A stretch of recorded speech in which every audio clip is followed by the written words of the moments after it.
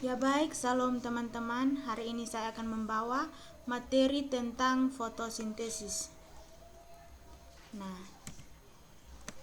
dalam fotosintesis di sini ada pengertian fotosintesis, yaitu suatu proses biokimia pembentukan zat makanan atau energi, yaitu glukosa yang dilakukan tumbuhan, alga, dan beberapa jenis bakteri.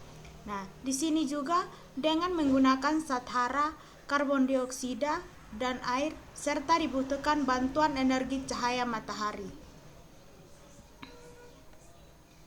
Nah, di sini semua hampir makhluk hidup bergantung dari energi yang dihasilkan dalam fotosintesis. Nah, pada akibatnya fotosintesis menjadi sangat penting bagi kehidupan di bumi. Fotosintesis juga berjasa menghasilkan sebagai besar oksigen yang terdapat di atmosfer bumi.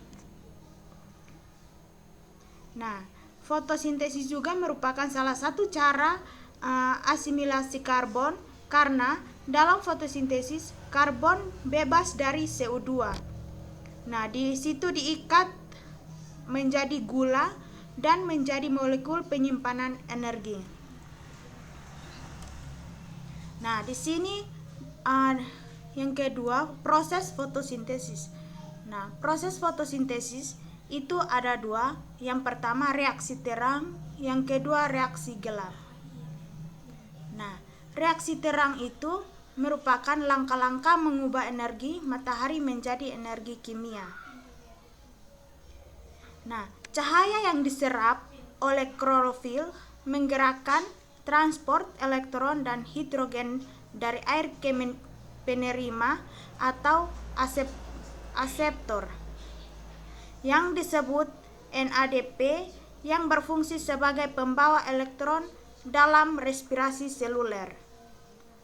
Nah, pada reaksi terang di sini menggunakan tenaga matahari untuk mereduksi NADP menjadi NADPH dengan cara menambahkan sepasang elektron bersama dengan nukleus hidrogen atau H.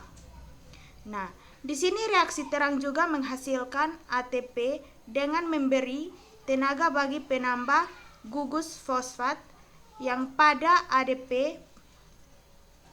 Pada proses ini disebut fotosifrilasi. Nah, pada reaksi ini terjadi grana. Nah, persisnya di membran tilakoid. Nah, reaksi terang menggunakan dua fotosistem yang berhubungan. Nah, fotosistem satu menyerap cahaya dengan panjang gelombang 700 mm, maka disebut P700. Nah, dia berfungsi untuk menghasilkan NADPH. Fotosintesis 2 menyerap cahaya dengan panjang gelombang 680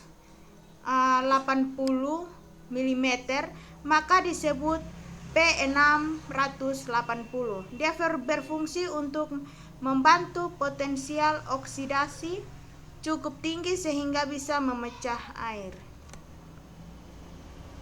Nah, yang kedua adalah reaksi gelap. Reaksi gelap adalah reaksi penentu gula dari CO2 yang terjadi stroma.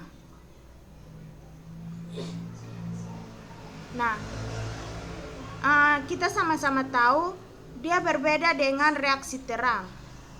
Nah, reaksi gelap atau reaksi tidak bergantung cahaya bisa menjadi pada saat siang dan malam. Nah, namun pada siang hari laju reaksi gelap tentu lebih rendah dari laju reaksi terang. Nah, reaksi gelap dimulai dengan pengikatan atau fiksasi 6 molekul CO2 ke 6 molekul gula 5 karbon, yaitu ribosa 1,5 bisfosfat, dikatalisis oleh enzim ribosa. Nah, pada molekul 6 karbon ini tidak stabil, maka pecah menjadi 12 molekul 3 karbon, yaitu 3 fosfogliserat, kemudian difosforilisasi oleh 12 ATP. Nah, pembentukan ini 1,3 bisfosfoligliserat, 1,3 bisfosfoligliserat lagi oleh 12 NADPH membentuk 12 molekul gliserat 3 fosfat atau PGAL. Nah, pada faktor-faktor yang mempengaruhi fotosintesis kira-kira ada 6. Yang pertama, intensitas cahaya, yang kedua konsentrasi karbon dioksida, yang ketiga suhu, yang keempat kadar air, yang kelima kadar fotosistat atau hasil fotosintesis, yang keenam tahap pertumbuhan. Nah, yang pertama intensitas cahaya itu dia laju fotosintesis maksimum ketika banyak cahaya. Sedangkan yang kedua itu konsentrasi karbon dioksida, itu dia semakin banyak karbon dioksida di udara, makin banyak jumlah bahan yang dapat digunakan tumbuhan untuk melangsungkan fotosintesis. Yang ketiga adalah suhu. Nah, suhu ini sangat berpenting. Namun enzim-enzim yang bekerja dalam proses fotosintesis hanya dapat bekerja pada suhu optimalnya. Nah, pada umumnya laju fotosintesis meningkat sering dengan meningkatkan suhu sehingga batas toleransi enzim. Nah, yang keempat adalah kadar air. Kadar air ini, kekurangan air atau kekeringan menyebabkan stomata menutup, akan menghambat penyerapan karbon dioksida sehingga mengurangi laju fotosintesis. Nah, yang kelima adalah kadar fotosistat atau hasil fotosintesis. Jika kadar fotosintat seperti karbohidrat berkurang, laju fotosintesis akan naik. Bila kadar fotosintat bertambah atau bahkan sampai penuh, laju fotosintesis akan berkurang. Yang keenam adalah tahap pertumbuhan.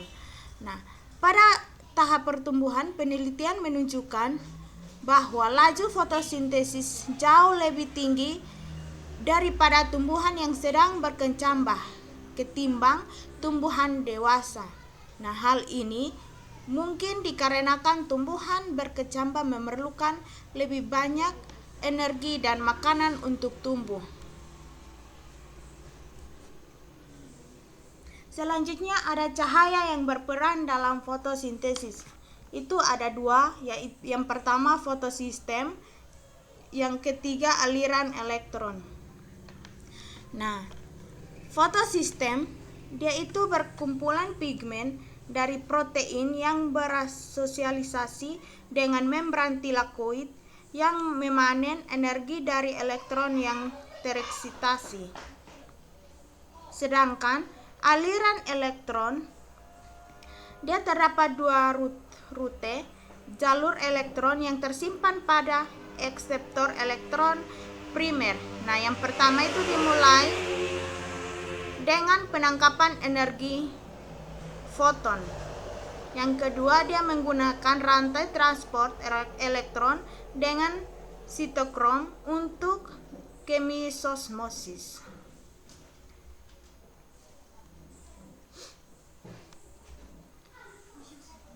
Nah, di situ ada kedua jalur, yaitu yang pertama aliran elektron non-siklik.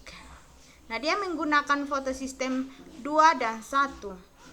Nah, elektron dari fotosistem 2 dihilangkan dan diganti oleh elektron yang didonisasikan oleh air. Nah, yang kedua mensintesis ATP dan NADPH. Nah, yang ketiga aliran elektron siklik. Nah, yang itu dia mempunyai ada 3, hanya menggunakan fotosistem 1. Yang kedua, elektron dari fotosistem 1 direct cell. Dan yang ketiga, mensintesis ATP. Ya baik, sekian dan terima kasih. Ini adalah hasil presentasi saya.